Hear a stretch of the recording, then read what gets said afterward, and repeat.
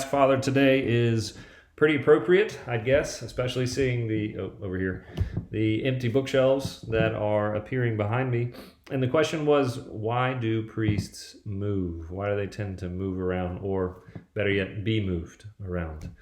And there's always needs in each local church. So local churches in the diocese. So here in the diocese, the bishop is always looking and seeing where the needs are.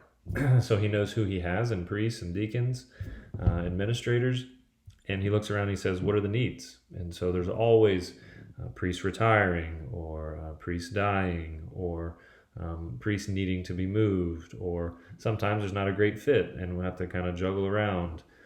Any number of things that may happen, and the priest is always looking, and he has a priest personnel board that represents different parts of the entire diocese that have good information, and so they counsel him as he needs to make these decisions, and then he's the one who pulls the trigger, moving the different priests around. So when they're moved around, it's for a particular reason. Now, some Mary Magdalene has a lot of vicars that go through. So sometimes that makes it more difficult, kind of an identity of a parish, but also think of the good things of the new blood that's coming in, the new strengths, the new ways of looking at things. These are all, ways that keep you young as a parish.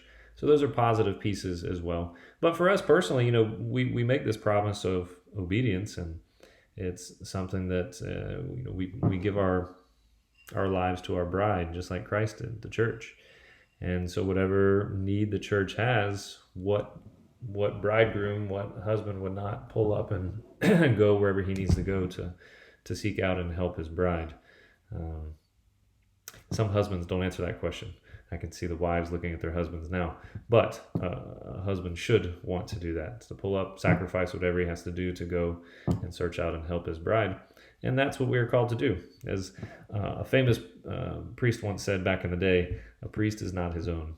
And so he's here in the vineyard to go wherever the need is. And so that's what we are obedient to go and do. And for me personally, I look forward to the next adventure. So going down to the University of South Carolina and Thomas More and Cardinal Newman, it'll be a fun time. It'll be a fun time to be able to be this new voice, to learn from the good things that have already been started in these places and see where God leads us.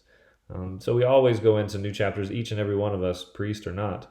We go into new chapters, new jobs, new schools, whatever it is. And we have to have that optimistic piece. Yeah, are we sad for leaving where we're at? Yes, because we're comfortable and there's good people. For me, it's a great parish. It's a great place to start. But we're called to go and fill a need. And so that's what priests have to go out and do, to be obedient to the bishop, to go out and serve our bride, the church.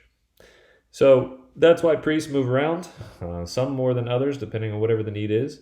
But it's a good council decision by the bishop, and it fills a need in the diocese, and he's always vigilant, watching over it. It's not an easy job. Being bishop is not an easy job. But as you know, in the state, there's a lot of moves going on right now. By mid next week, we'll all be moved around and be settling in to our new places. So the church will be refreshed as we celebrate our 200th anniversary tomorrow, July 11th. So it'll be a good and fun timing as all this comes together. So that's why priests are moved around. Got to fill a need, got to do it.